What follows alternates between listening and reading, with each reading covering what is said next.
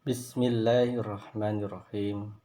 Assalamualaikum warahmatullahi wabarakatuh.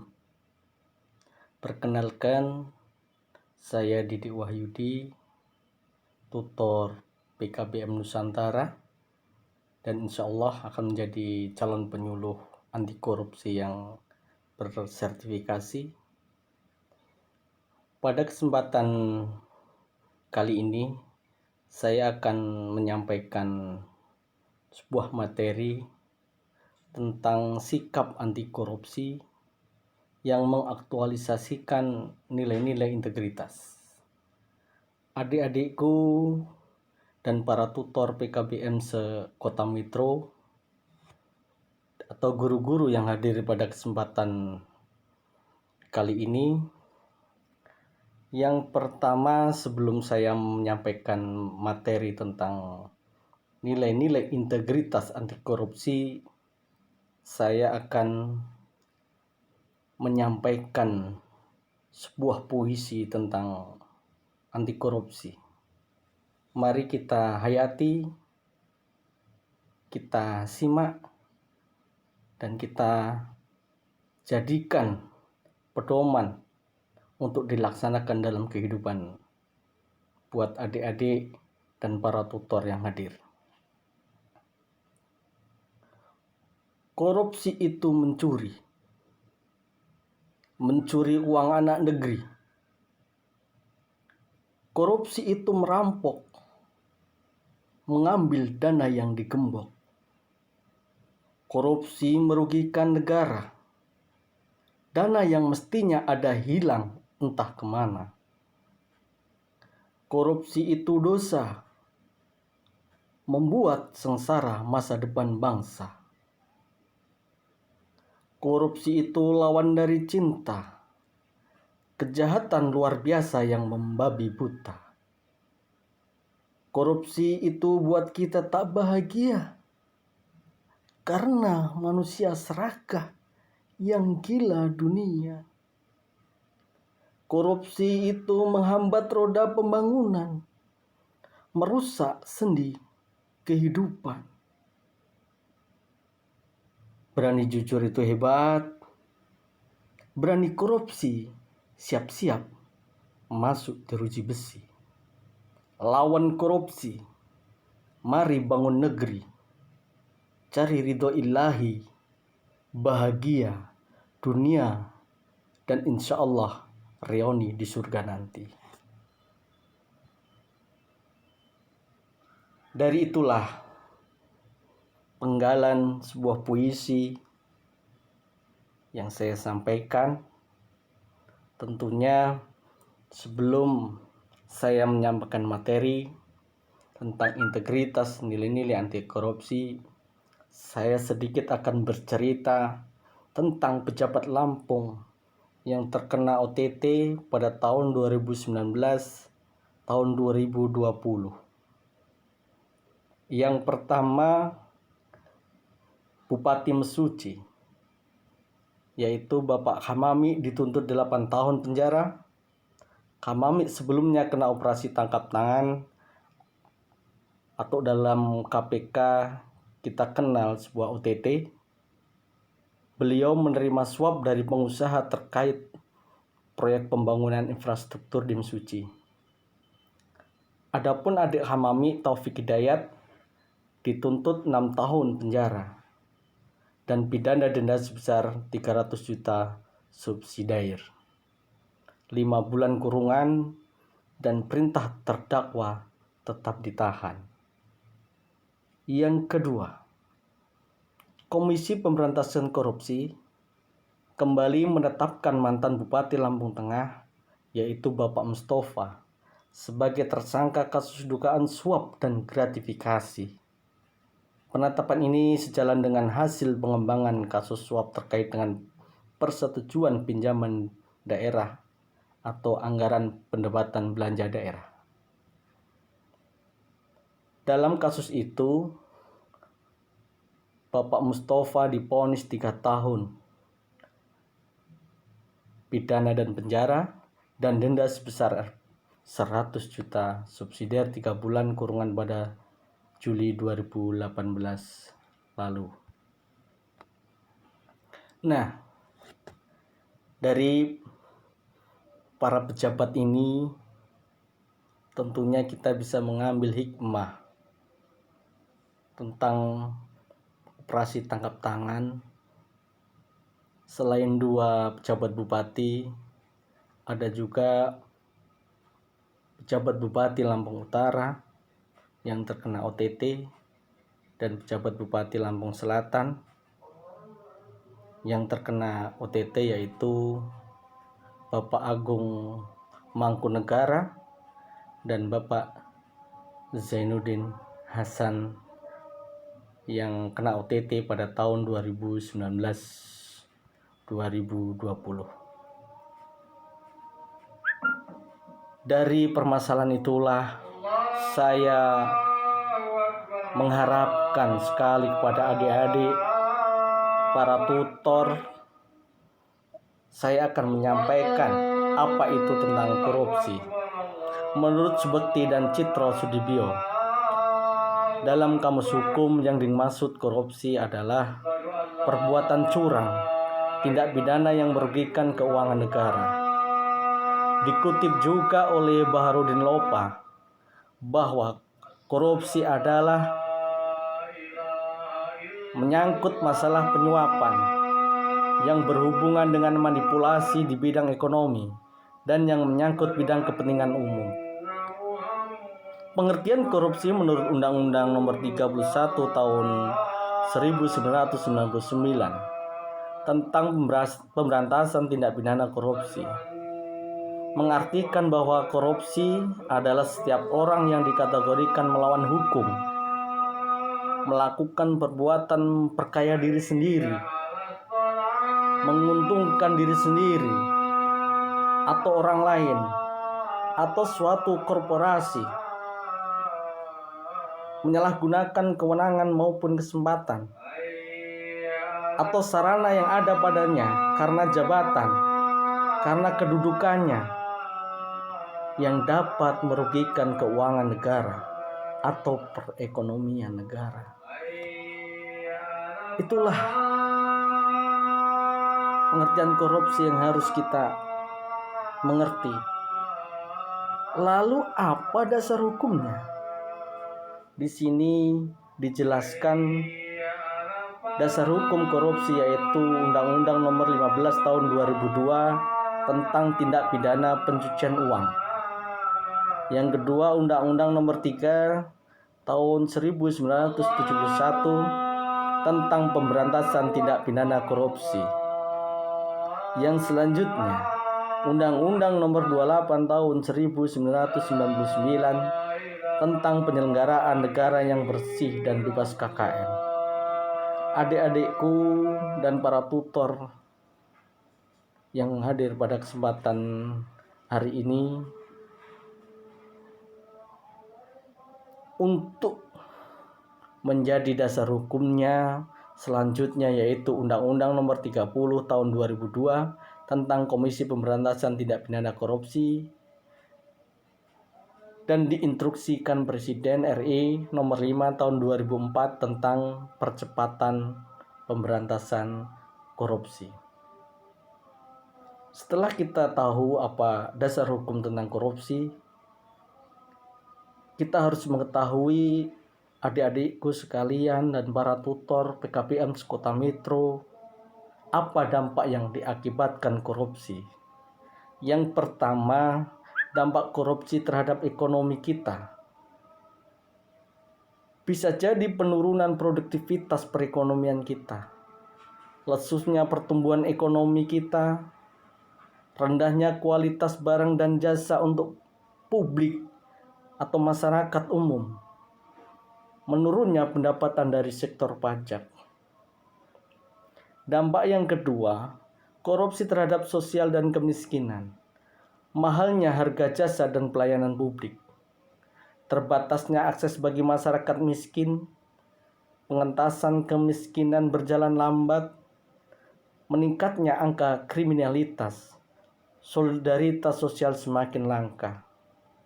Sudah kita buktikan sendiri Sampai pada saat ini, solidaritas sosial semakin langka. Dalam arti kebudayaan kita dalam bentuk gotong royong, tolong menolong, sudah tidak dibudayakan lagi, terutama di desa-desa. Yang selanjutnya, dampak korupsi terhadap birokrasi pemerintahan. Birokrasi tidak efisien layanan publik, matinya etika sosial politik, runtuhnya otoritas pemerintahan. Dampak selanjutnya korupsi terhadap politik dan demokrasi, yaitu hilangnya kepercayaan rakyat terhadap demokrasi. Sekarang ini rakyat semakin pintar, rakyat semakin jelas bahwa sudah tidak percaya lagi dengan partai-partai politik yang melakukan money politik.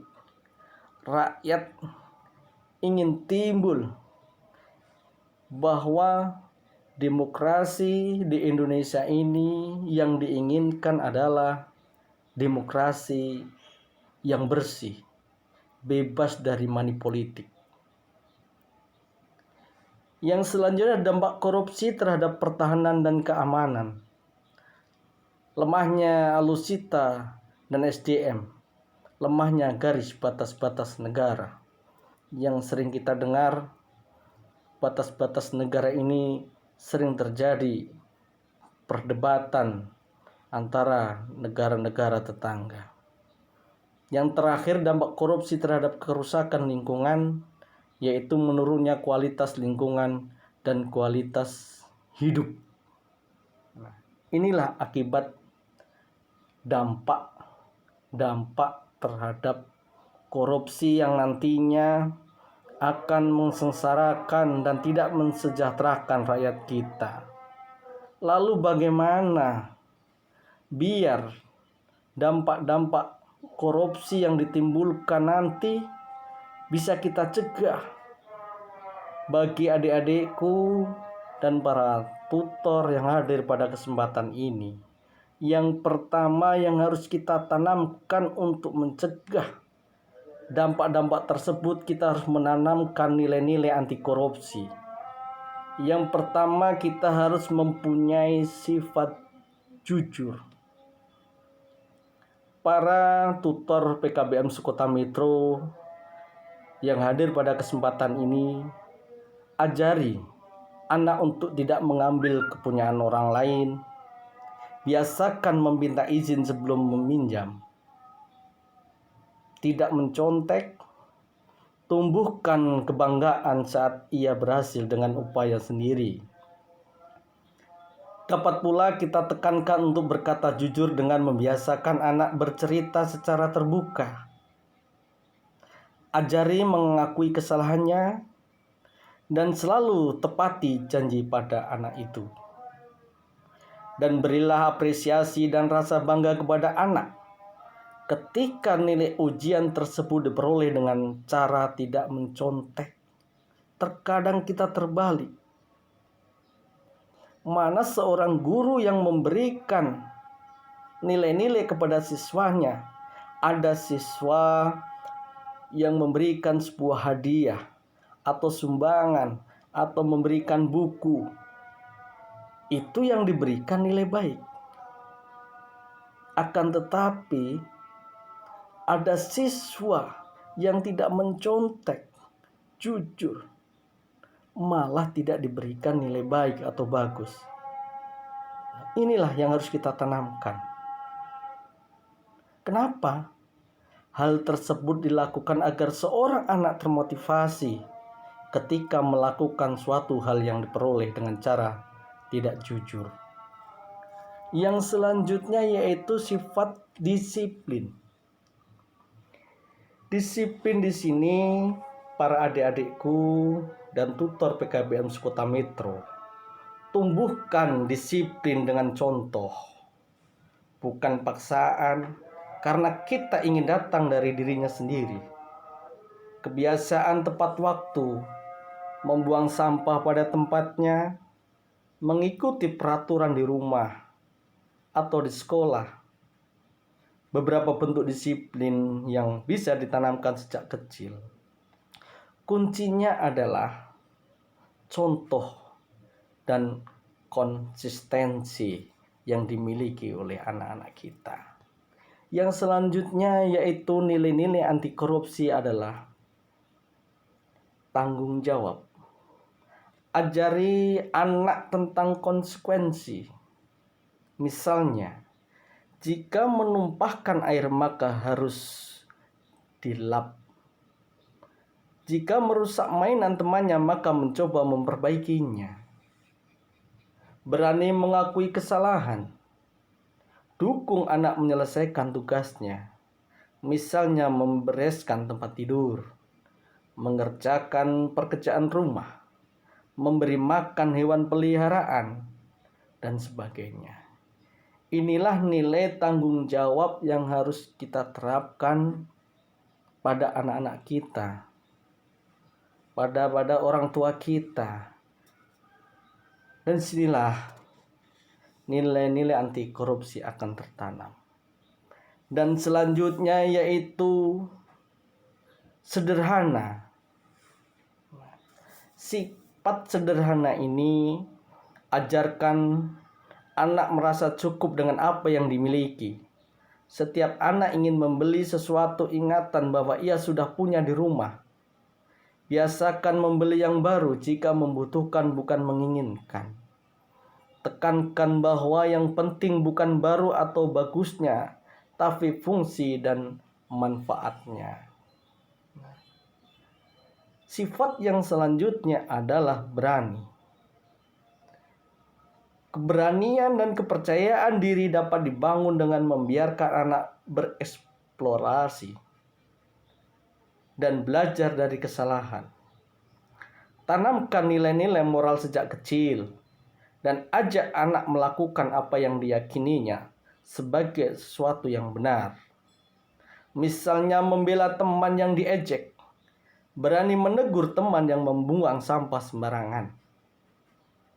Selain itu, biasakan juga dengan mengajak anak dengan mengikuti arena permainan yang mengasah keberanian anak sejak usia dini. Selanjutnya adalah mandiri. Kalau menghadapi masalah jangan langsung dibantu. Beri kepercayaan dan dukungan bahwa ia mampu menghadapi masalah itu sendiri. Misalnya belajar mengikat tali sepatu, naik sepeda. Biasakan pula anak tidak selalu memilih jalan pintas. Misalnya kalau ingin nilai bagus harus belajar, bukan mencontek. Yang selanjutnya adalah sifat adil. Ajari konsep adil sesuai usianya. Dan ajari anak berbagi. Tanamkan pula nilai bahwa setiap orang punya hak dan kewajiban yang sama dan harus diberlakukan dengan setara. Kita bisa menjadi contoh saat berinteraksi dengan bibi dan tukang kebun di rumah, dengan keluarga maupun dengan rekan kerja. Semuanya diperlakukan dengan sesama, tidak membeda-bedakan. Baik itu tukang cangkul, baik itu tukang kebun, baik itu tukang sampah. Ajarkan kepada anak-anak kita untuk mempunyai nilai jujur. Yang terakhir adalah tanamkan kepada anak-anak kita yaitu nilai peduli. Tumbuhkan empati sejak kecil. Ajari anak tentang emosi dan tunjukkan bagaimana caranya menunjukkan kepedulian dengan cara sederhana. Misalnya, menghibur teman yang sedih, berbagi makanan kepada teman yang tidak membawa bekal, menolong kucing yang lagi sakit. Ini peduli walaupun Allah SWT mengajarkan kepada hambanya hablum minallah dan hablum minan nas. berbuat baiklah kepada sesama manusia. Berikan contoh saat di rumah atau di sekolah. Bisa bekerja sama saat bermain atau menyelesaikan proyek. Inilah nilai-nilai anti korupsi yang harus kita tanamkan kepada anak-anak kita. Kesembilan nilai integritas ini sebaiknya ditanamkan sedini mungkin agar anak menjadikannya sebagai kebiasaan dan pandangan hidup. Selain baik untuk membangun karakter anak, tentu menjadi upaya kita juga untuk mencegah anti korupsi, mencegah korupsi yang sudah saya contohkan di atas, mantan pejabat bupati yang ada di Lampung Tengah di atas tadi. Akhirnya mengurangi tindak korupsi di sekitar kita dan di masa yang akan datang. Untuk itu, delik tindak pidana korupsi bagaimana? Kerugian keuangan negara, melawan hukum, menyalahgunakan kewenangan, suap menyuap PNS, memberi hadiah PNS karena jabatan, menyuap hakim, dan bisa menyuap advokat. Penggelapan dalam jabatan, perbuatan pemerasan, perbuatan curang, benturan kepentingan dalam pengadaan.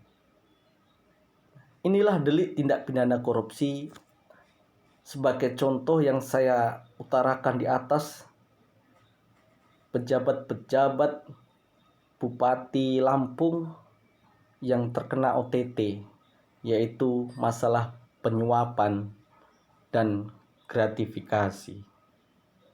Pasal 2 ayat 1 Undang-Undang Nomor 31 Tahun 1999, Jo Undang-Undang Nomor 20 Tahun 2001 tentang perubahan atas Undang-Undang Nomor 31 Tahun 1999 tentang pemberantasan tindak pidana korupsi. Ini sangat penting adik-adikku, para tutor PKBM Kota Metro. Ingatlah di dalam pikiran kita. Ingatlah di dalam hati kita. Setiap orang yang secara melawan hukum melakukan perbuatan memperkaya diri sendiri atau orang lain, suatu korporasi yang dapat merugikan keuangan negara atau perekonomian negara, dipidana penjara dengan penjara seumur hidup atau pidana penjara paling singkat 4 tahun dan paling lama 20 tahun dan denda paling sedikit 200 juta rupiah dan paling banyak 1 miliar rupiah. Tentunya perbuatan tindak pidana korupsi tidak mau kita inginkan. Maka ingatlah pasal 2 ayat 1 ini, adik-adikku dan para tutor PKBM Kota Metro. Untuk itu, saya berharap khususnya kepada adik-adikku dan warga negara Indonesia. Indonesia tanpa korupsi, inilah yang kita harapkan bersama. Negara bebas dari korupsi, Indonesia makmur dan sejahtera. Kesehatan semua penduduk Indonesia terjamin. Pendidikan semua penduduk Indonesia terpenuhi. Tidak ada pengangguran negeri Indonesia ini. Inilah yang selalu kita impikan dan kita harapkan adik-adikku semuanya. Untuk itu, mari tanamkan nilai-nilai integritas yang saya sampaikan di atas tadi sejak dini. bimbing mereka, ajari mereka dengan nilai-nilai integritas. Adik-adikku, para tutor PKBM Sekota Metro, terima kasih. Mudah-mudahan ilmu yang sedikit ini yang saya sampaikan bisa bermanfaat untuk 45 tahun ke depan bagi adik-adikku semua. Tegakkan zona integritas menuju wilayah bebas dari korupsi. Melayani dan mengabdi untuk negeri. Sekali lagi, stop korupsi dan pungli, serta gratifikasi. Terima kasih sekali lagi.